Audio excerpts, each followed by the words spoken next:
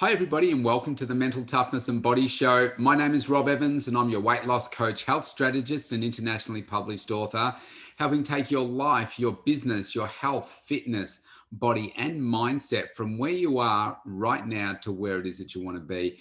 And I'm really so excited today because I've got a really special guest with me, joining me all the way from Toronto, Canada. It's the one and only Unstoppable Tracy Smith.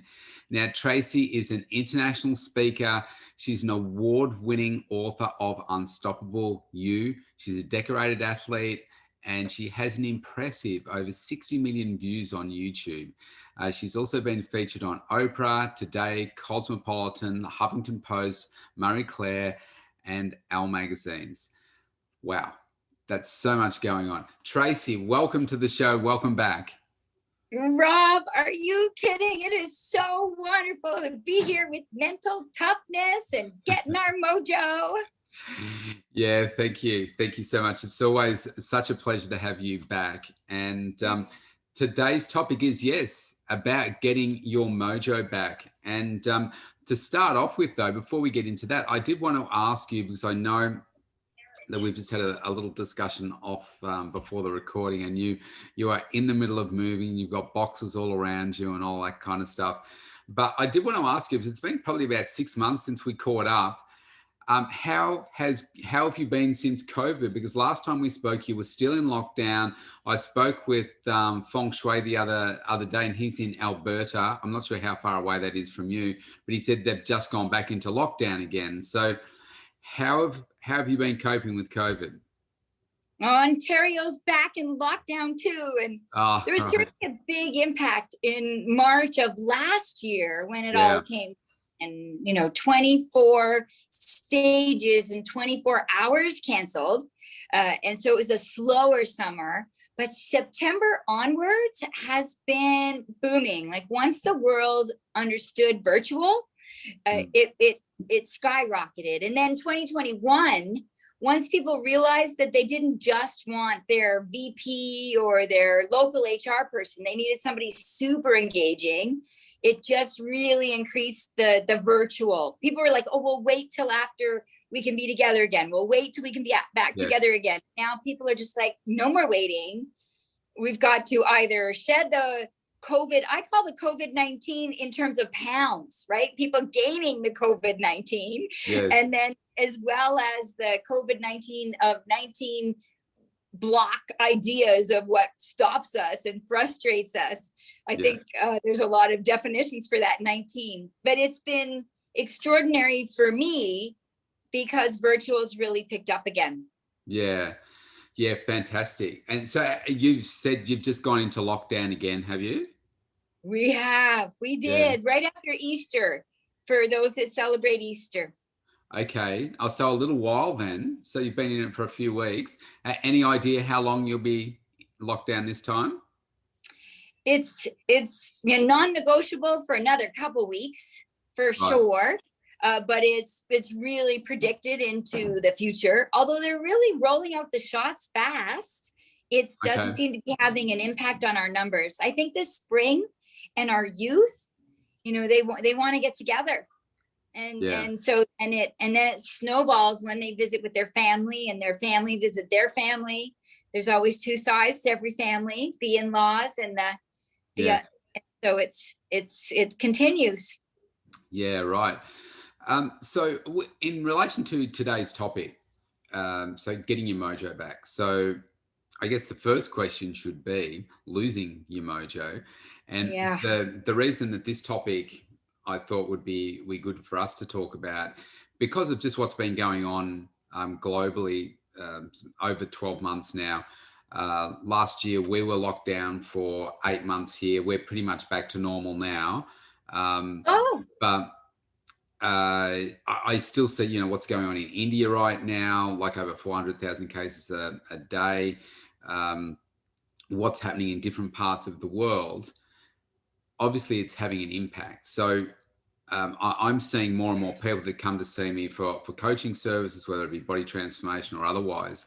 And they're just really kind of been in this downward slide, and it's kind of picked up a bit again here, because in terms of being locked down for so long, people came out of lockdown, we weren't really sure how long that was going to last. People got excited again, and now people have gone, gotten back into it. We're about to head into winter again, so we go on that sort of downslide. People are getting sick, nothing to do with COVID, but you've got to go into isolation and test and all that kind of stuff.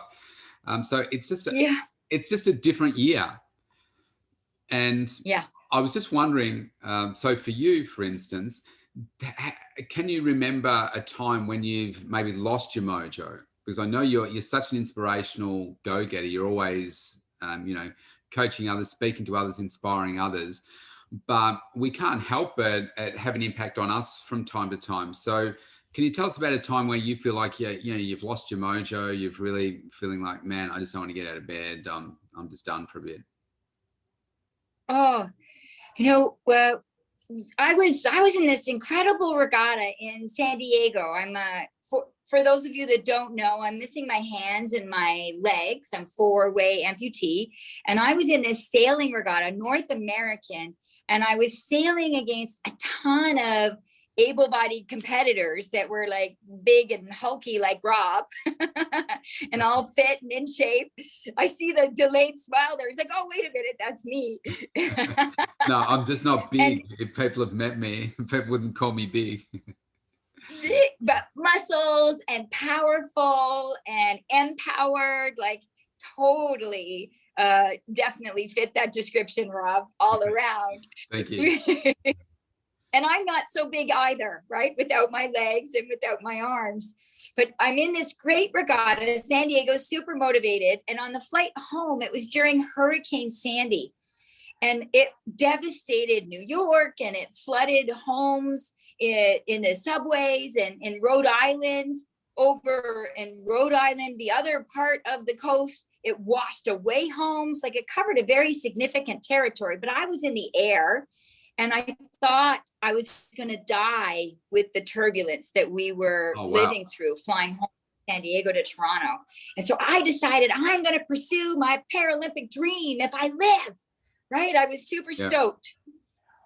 And I, in that parking lot, I phoned and tweeted and Facebooked. I didn't even leave the airport parking lot until I figured out, how am I going to make this a reality because I lived? Yeah. And the one name that kept coming up was this guy named Magnus Ligidal, a gold Olympian. And he mostly trains able-bodied men that are already getting gold in their national regattas and North American regattas and international regattas. Like, people from Melbourne were in that San Diego regatta, and people from Australia were training in Miami, Florida, getting ready for Olympics and Paralympics. But he never answered.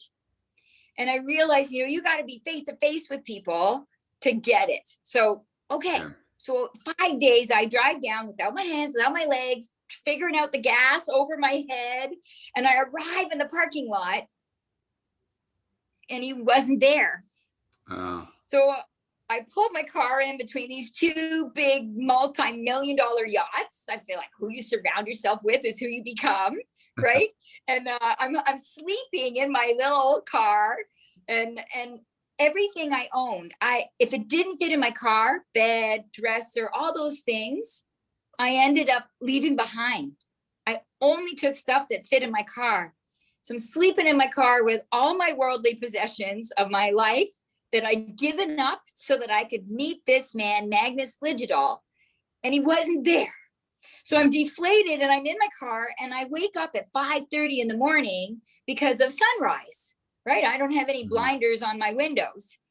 Well, Magnus is washing boats at 5:30 in the morning.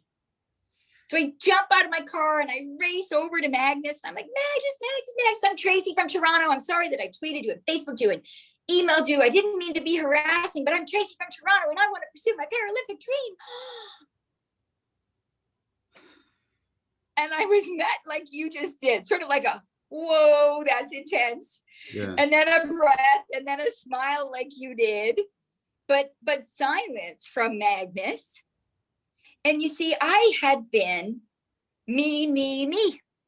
Yeah. And I'd forgotten this crucial lesson, right? I need to speak to him.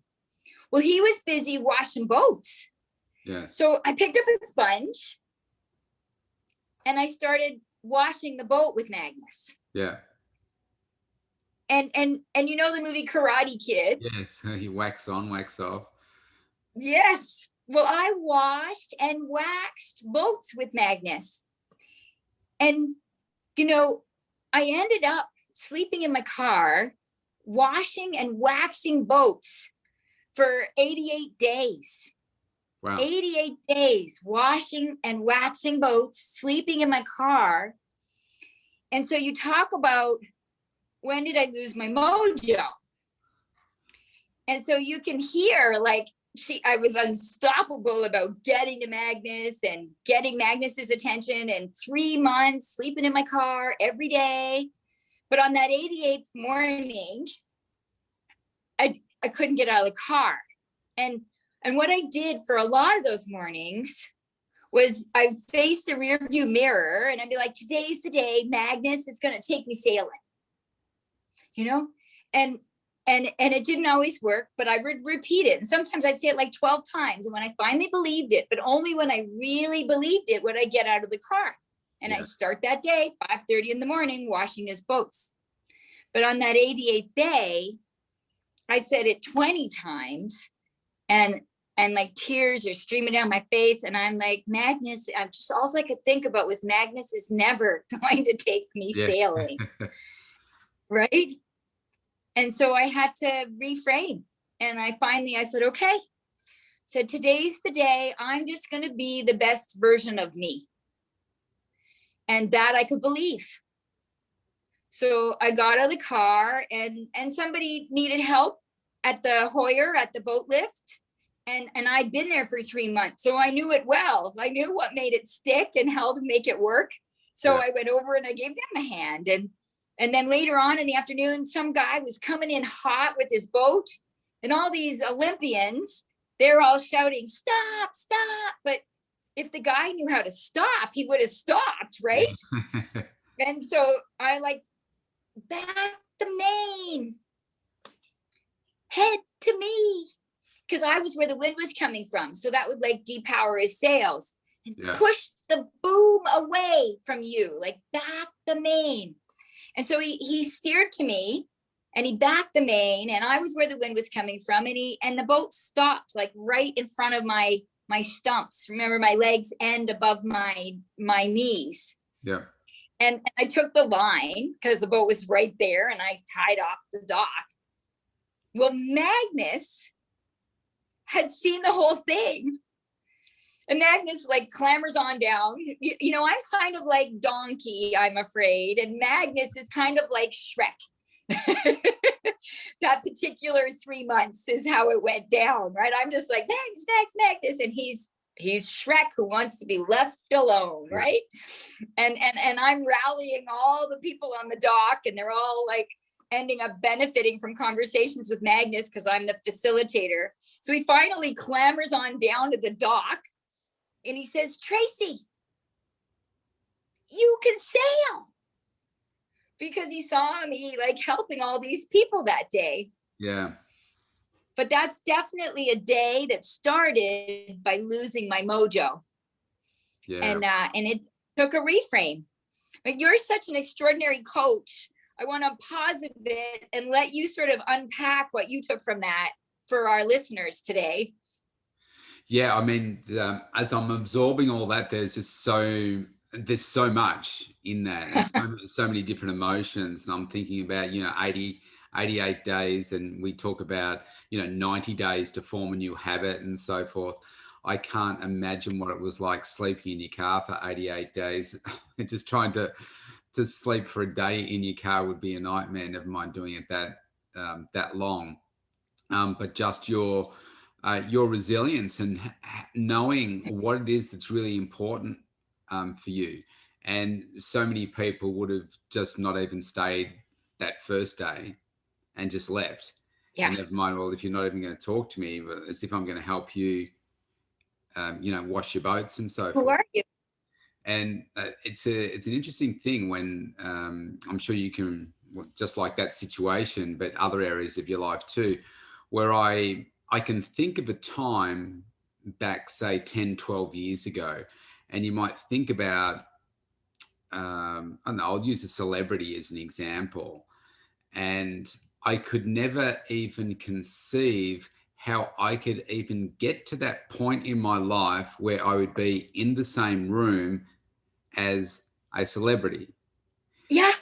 Never mind being on a stage with a celebrity and interviewing them, or being just like you have as well, being photographed with so many different celebrities. I just couldn't conceive that in my mind. It was just, man, I'm never going to be that successful. I'm never going to work out how to get from here to there and so forth. But fast forward a decade, and if you know what's important to you, and look, certainly when I started my journey, I didn't think, okay, what's important for me is to get celebrity branding and interview a celebrity, No. that kind of stuff. It's just not something that I didn't know that was a thing that you did. But no.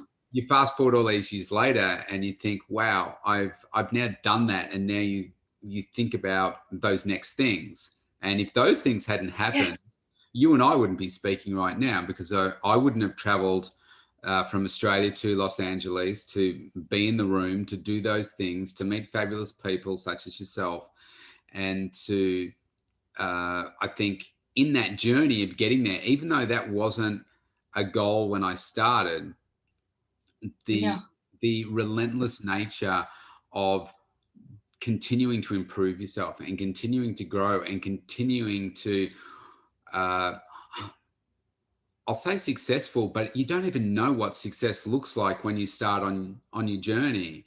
And like, success for you is going to be different to what success for me is, and both are right.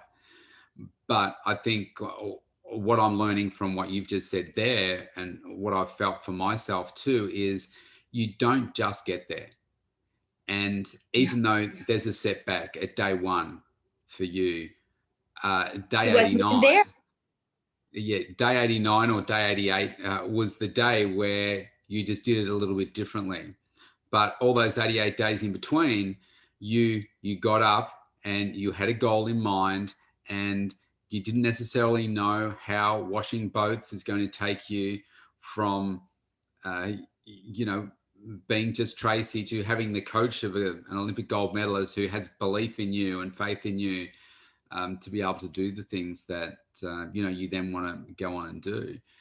And that included like Melbourne Olympic class regatta, the MOCR, December 2015, sailing with 27 able-bodied men and 3 women. Yeah. And so I went from a nobody in Toronto to an Olympic class qualifier where everybody had their arms and their legs. Yeah. My goal was Paralympic trials. Yes. But I end up at the Melbourne class qualifier. Like, it blew my mind. Yeah, that's just incredible, isn't it? It's probably blowing everybody's mind here. And I think people can, I suppose, take your energy for granted, because you just give so much. And even at that, like the right now, like you're just oozing energy. But you have so many challenges yourself, but you probably don't see them that way, because it's just, you don't know any different, and you just keep on, doing what it is that you're doing. And that's so incredibly admirable. And such a beautiful story that you just gave there, because there's so many different gems in that one piece. Now, I want to... And you say it's Mojo. Sorry, what was that? That just dropped out a little. I apologize. And you say, and today is so focused on getting your mojo back. So relevant now in the pandemic. Yeah, that's right. That's right. Because everybody's got their own stuff going on. They've got, stuff with their kids, stuff with their relationships, stuff with finances, stuff with their own careers, everything else that's going on. I know there's a lot going on in my household. There's, it's just so much, going on. So I wanted to shift a little bit now and think about, because you've mentioned so much there in that story, some strategies that people can use to help them. And I want to use a couple of examples here. So obviously, as you mentioned at the start there, with COVID, people have put on a lot of pounds or kilos, depending on which part of the world you're in. And, our worlds have been shaken upside down, and getting out of old habits, getting into some new habits, maybe some habits that aren't empowering us, and in fact, disempowering us. And some of those things can continue on. And certainly I deal with a lot of people that work in seasonal, periods of motivation and inspiration, where it comes into winter, they don't do anything for the winter. Spring comes, they think, I've got to look in shape, I want to look after my health a little bit better, and that's when they start doing things.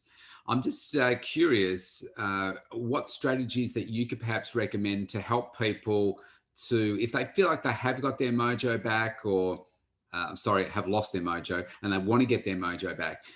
What are some strategies that really work for you, or you see working through your coaching? Yeah, I think it's, something else I do is bobsledding. And I love bobsledding because it is fast, right? And it's immediate. You get there in all of it. And what I love about bobsledding is that speed. And what gives me that speed to return to that feeling unstoppable is when I exceed uncertainty and embrace possibility and earn independence. And so feeling uncertain is no excuse for inaction. With no legs, when I started sailing, I kept falling out of a boat. And I failed my first summer. But all the other kids, they all got their white sail level 1. And it turns out I knew the parts of the boat, I knew the points of sail, but if you can't stay in the boat, you can't get your white sail level 1. But I believed I can sail, right? I know the parts, I know the sails, I know the wind, right? And so I showed up again, even though I was falling out of the boat. And when I learned how to balance in the boat the second summer, when I learned to get my head, sometimes we're inside our head and inside of our boat. When I learned to look ahead on the waters and see the turbulent water, that let me know, okay, there's a windy patch. And if I wanted to sail around it, so I didn't fall out of the boat, I could do that. But better yet, I learned to brace myself and sail through it and be fast. And that second summer, all of the other kids that got their white sail level 1, they all got their white sail level 2. But that summer, I got my bronze 4 because I was doing an advanced study skill.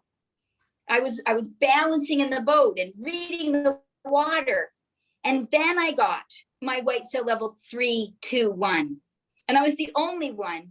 And so feeling uncertain is no excuse for inaction, right? Exceed uncertainty, even though you feel like you're drowning, even though you feel like you're falling off your commitment wagon, right? Is exceed uncertainty. Feeling uncertain is no excuse for inaction. You're just doing your advanced study backwards.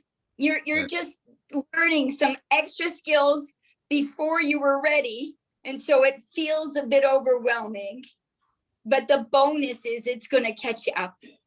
So that's beautiful. Again, there's so many images. I'm imagining the waves and the uncertainty. Even though you're uncertain, you do it anyway. And, as you were saying, you sail straight through it anyway. And it's because you sailed through it that I can guarantee that you got better because you went through it, as opposed to doing it in theory. Because you went through it, you got stronger. Yeah. So obviously you're very accomplished with uncertainty and fear and doing all that kind of stuff right now. Say somebody's right at the start of starting something. So whether it's the sailing, whether it's a health and wellness journey, whether it's starting a business or whatever, and they're just so fearful. What do you say to that person?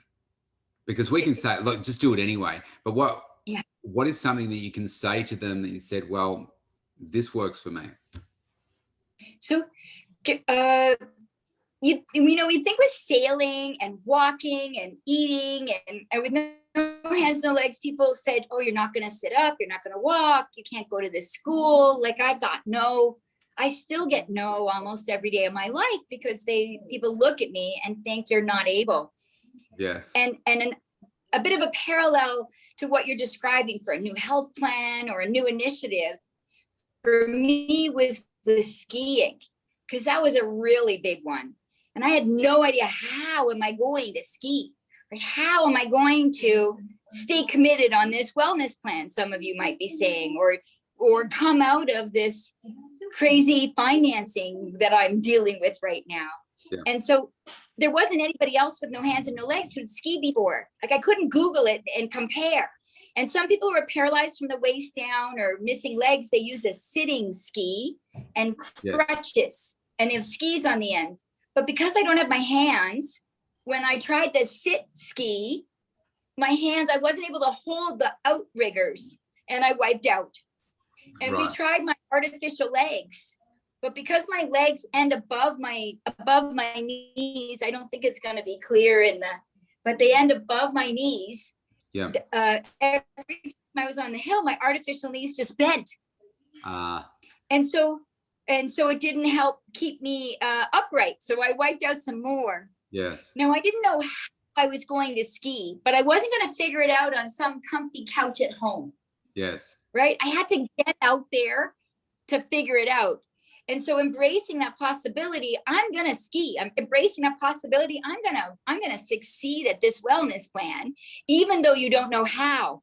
And we were sitting on a bench inside, and my ski instructor, I was younger, I was a teenager, and I'm thinking, holy cow, he's got big feet.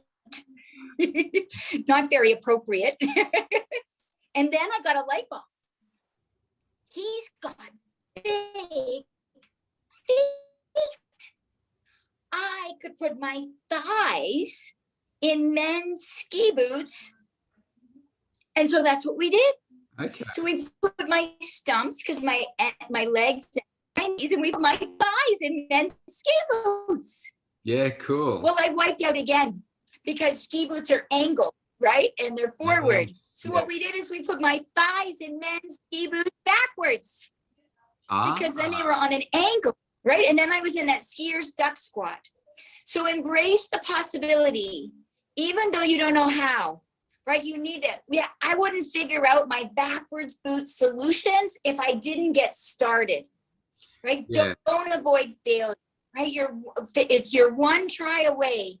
Embrace possibility. You can do it and get started, even though you don't know how. Yeah, brilliant. And obviously learning to ski was super important for you. That was something that you really wanted to do. Yeah, I got a bronze medal eventually. Yeah, brilliant. You're so skilled, Tracy. I had no sporting skill whatsoever. And I'm able-bodied, and I just had nothing. But what you've just, again, illustrated there so eloquently is the fact that if you know what it is that you want and why that's important to you, the how really doesn't matter, because you will work it out. And that's exactly what you've done right there. Well done. So I wanted to ask you about perhaps what are the signs for you where you feel like Tracy's becoming not so unstoppable? Yeah. Tracy's feeling a little bit overwhelmed. Tracy's not feeling like getting out of bed. You're starting to feel like, oh, yeah. What are those, because I'll share with you after you share with me kind of thing.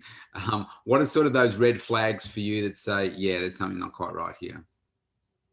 So, I usually wake up super motivated, right? Like I wake up and then my mind starts racing about all the things I've got to do and that I want to do. And, oh, gee, now I got to think about what to do first, because I've got to prioritize to make sure I get some of those things done, because there's so many ideas. And so one of the signs is when I want to wake up and roll over, when I don't feel like jumping out of bed. Yeah. Another sign for me, interesting that you're in the wellness world, is eating. I'm pretty diligent about what I take in and how many calories I take a day, especially since, becoming an athlete. It's been every day. Every day I have a particular protein drink that works for me because I know it's got all the nutrients in it on top of super healthy meals. I never want chocolate. But when I feel like chocolate, so when I feel like chocolate, when I want to roll over in bed, I was telling you all my sins. I can't believe I'm confessing this on air. You won't hear this in any other video the last 5 years. Yep. There's a lot worse than what you're telling me. Yes. Yeah. It's not alcohol or drugs for me. But no judgment. I feel my mom's very disappointed I don't drink more wine with her. But so I've had a lot of chocolate in COVID, I'm afraid. And so what about when it comes to the work that you do? What are some of the telltale signs for you there where you're like, nah, that's just not, I'm not where I want to be? Not where, well, so even tonight, this is probably the first time I haven't had a microphone and a light and a backdrop. And that, with moving, I've let myself get in the thick of it all. And I'm so lucky that Rob is efficient and on it, but without his efficiency, had I had another lifeline to be rallying me into focus, I might have messed up this evening's call. And so another telltale sign is where you plan your meetings, but are you surviving them on the day, or are you prepared mentally? Oh, that's on Wednesday evening. That's on Thursday evening, ahead of time. So balls are dropping, and you're just depends on how great your lifeline is. Yeah. And I talk about earning independence and that's not alone.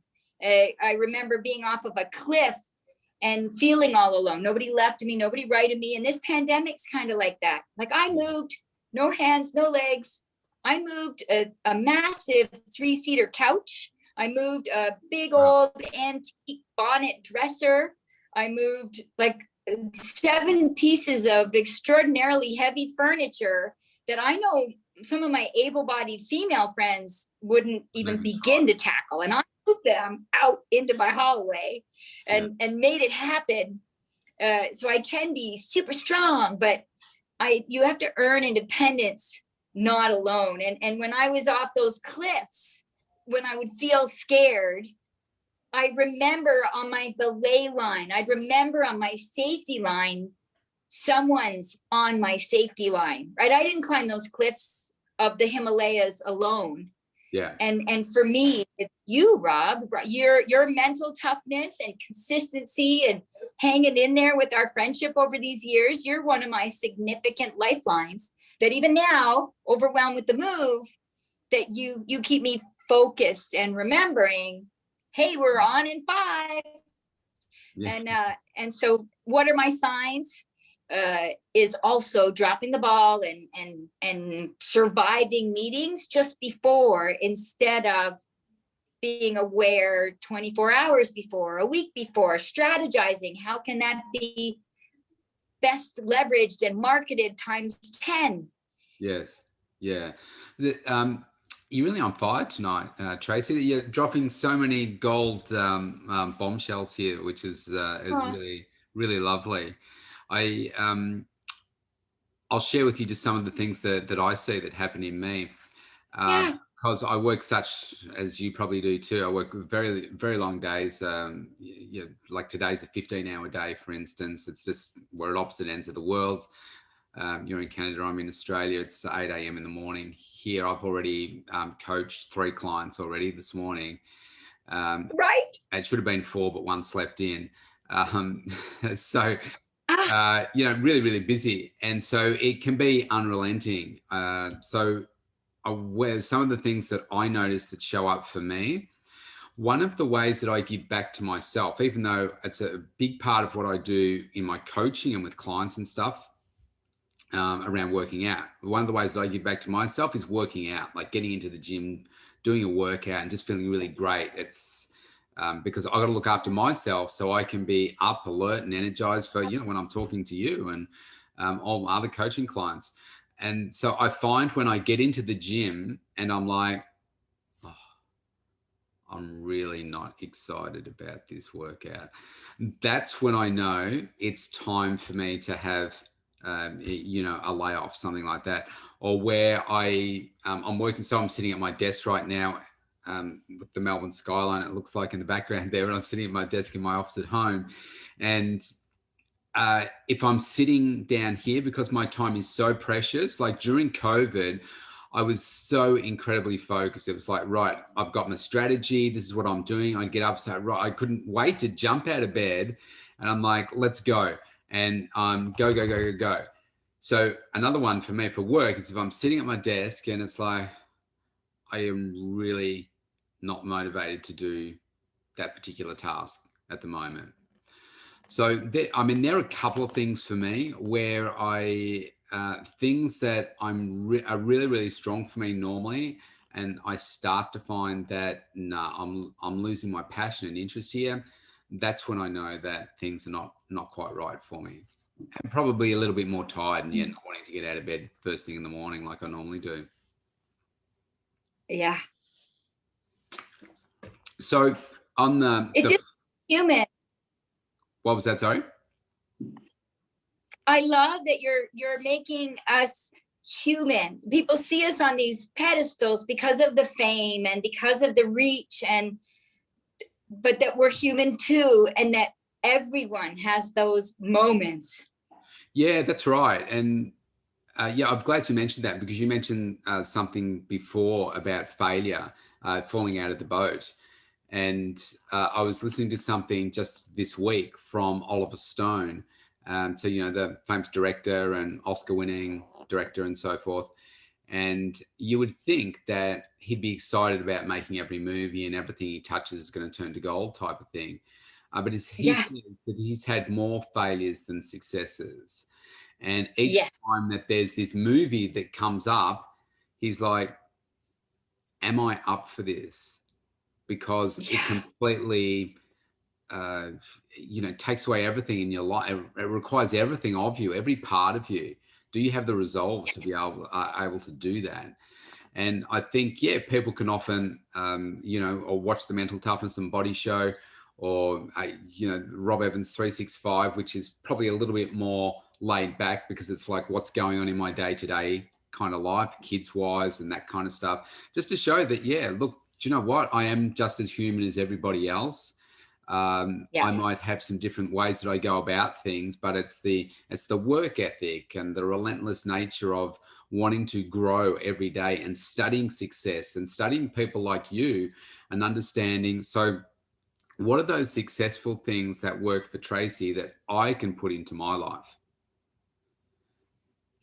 And it's not my MBA, right? It's the exceeding uncertainty, the embracing possibility, and the earning independence by ensuring you've got lifelines like regular listening in with the Mental Toughness Show and coaches like Rob. And having that right mindset is just so powerful, isn't it? And another great point that you've made there about that support, that team that you have around you, is so important. And there's not one successful person that I've ever met that has said, I've done it all on my own. I've never had any help. I've always been successful, every single thing that I've done. Every highly successful person has gone through so many defeats and has not gotten to where they are unless they've had an amazing team around them. And we're not born with an amazing team. We have to create it, don't we? We do. It's funny. It comes back to that Shrek analogy with Donkey, right? And I didn't know it when I was trying to get Magnus. But what I did in that time is I ended up rallying the gingerbread man and the flying dragon and all of those other players that were part of it on my journey. And actually, I learned tons those 3 months before Magnus. and all the other Olympians around. And when I jumped in that boat, I'd washed every nook and cranny of it, that by the time I was sailing it, I knew that boat like the back of my non-existent hand. Guess that analogy doesn't really work for me. But I knew it well. And it was the team, it was the village of Miami. A funny side note is the location where he had his boatyard was called Shake a Leg. And I thought that was pretty funny as a girl with no legs, that where I trained was a place called Shake a Leg. That's cute. And so that community of Shake a Leg was part of the journey as well in the competitive world. Yeah. And sometimes as you're building that team, like your gingerbread men and all those different experiences around it, you can be thinking, but I'm not getting what it is that I want. You know, he's ignoring me. I'm just washing his damn boats. That's all I'm doing. And you don't necessarily realize how, okay, all of these people are going to take you to that next point. When you turn around and you look back, you can say, that's why I had to do all that first. Whether he consciously knew it or not, he was putting you through, just like Danielson from the Karate Kid, putting you through your paces to say, well, are you really up for this? Have you got what it takes? Brilliant. Now, Tracy, I know we could keep talking all morning or all your evening, and I know you've got boxes to unpack, but there's just a couple of final two questions I got left for you. But this one is around, we were talking about, what are those red flags that you have where you see you're really going down? And you mentioned before a couple of things that you do daily. I wanted to get a bit of a sense of the things that you have conditioned yourself to do daily so that you do become unstoppable every day. Well, maybe give us a bit of an insight into those. You said about your protein shake and so forth. So tell us what works for Unstoppable, Tracy. And I mean, that's the first bit. If I am ever tired and not feeling ready in action, the first thing I go do is pour in that protein multivitamin shake and throw in some. And I love throwing in the spinach and the fruit with it, and it gives me that kickstart. And on the days that I don't do it, I find I am hungry and I'm tired and I'm hangry. And people know me as super positive, but I actually pretty edgy. And so my body has taught me that when I don't do that, I really, really miss it, because I've done it every day since 2010. I haven't missed. And there's an odd day where I miss it, or you sleep over at friends, or you don't have it on you, but I really notice it. And so it's not just a nice to do. It feels like a void in my life. I pretty much try to start shutting my head down with sundown. I might be doing events online and coaching online, but anything besides work, I try to shut my head down. I tend to be, I think after all that time of sleeping in my car and losing the lights, my brain kind of shuts down with sundown and wakes up with sunrise. So having an early start, I think, is also another big. And when I mess that up, that's usually when I also feel less motivated. And there's been many times in COVID. So I was going to say, sorry, Tracy, for interrupting. Just on that note, because I like to get an insight into what time people start their day. So give me an idea. What time do you normally get up, and how many hours sleep do you normally get? It's not for everybody, but I definitely, I would say 5:30 is pretty regular. Yep. And it's sunrise. I really am a sunrise girl. So when the seasons change, it's sunrise. But 5:30 is probably a fair general to say. But sunrise. And I like, if I can get 6 hours sleep, that's a good night. Yeah. Okay. I tend to not get very much. I have 4 to 6 hours sleep. And on the nights where I know it's going to be like 4, one of the things I say to myself is I say, this is going to be plenty of sleep, and I'm going to wake up fueled and ready with sufficient amount of rest. And I talk to myself that way on the days that it's going to be 2 hours or 4 hours or less. And I find that the nights that I skip that, on the shortened sleep nights, I'm not as empowered in the morning. I find that's very helpful when I psych my head for a little sleep to be enough when I wake up. It's a very useful tool for me. Yeah, right. Okay. Yeah, cool. And what about, what are some of the things that like you said about by planning out your day, the outcomes you want to achieve for the day, for work and personal and so forth? Like, how do you tackle that part of your, to make sure you're productive and getting things done? So it fits in with the 12-month plan. Like, I know what my goal is, and I always want to do better than the year before. And so what would that look like? And then divide that by 12 months. So what does that mean 12 months? What does that mean in 4 weeks? And what does that mean in 7 days? So what does that mean today? And what do I need to accomplish today? And so it means that every day there's a conversation that's some kind of reaching out to more people in the world, like Mental Toughness Body Show with you, Rob, and making sure there's always one of those, and that there's always a money generating conversation. It needs to be an authenticity, a place where I know it's making a difference, but that if I can't find that, I find I don't get the gig if it tends to be just about money. If I see what the end goal is for the other person, I do much better at being more persuasive and influential with my sales, because I'm not selling anything. They have a need and I'm filling the gap. And those are the best conversations where I'm most successful at my sales, but that I need to have a 1 call a day at least, and that there's never a day, 365 days that I don't. And when I get forced into a rest day, like you talked about for a reset, I do find the next day I'm doubly effective, right? I'll have 7 breakthrough conversations. And sometimes that might take 100 calls before you get 7 catch-up calls, right? Like 7 effective calls. Yes. Yeah, great. Well done. I think there are so many things when I think people, look at maybe even this conversation that we're having right now, and people will have a perception of you, have a perception of me, what success looks like, what's achievable for them and what's not.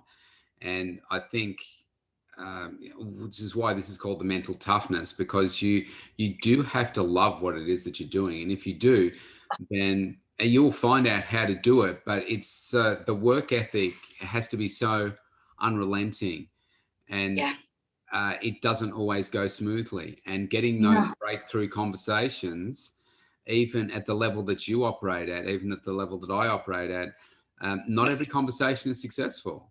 You don't get what you want necessarily from every single conversation, but I guarantee that doesn't stop you from having the next conversation, just like me. Like, I reach out to guests all the time to appear on this show, and sometimes you can get intimidated by, a certain, branded person or whatever. You think, oh, gee, will I ask them? Or what if they say no? And I was just saying the other day that actually no one has ever said no to me yet. And we're up to, this will be around episode 280 or so, something like that. Woo! And no one's ever said no. So I think, okay, why should I even be scared about that? Just ask, because no one said no yet. Yes. Yeah. So it doesn't.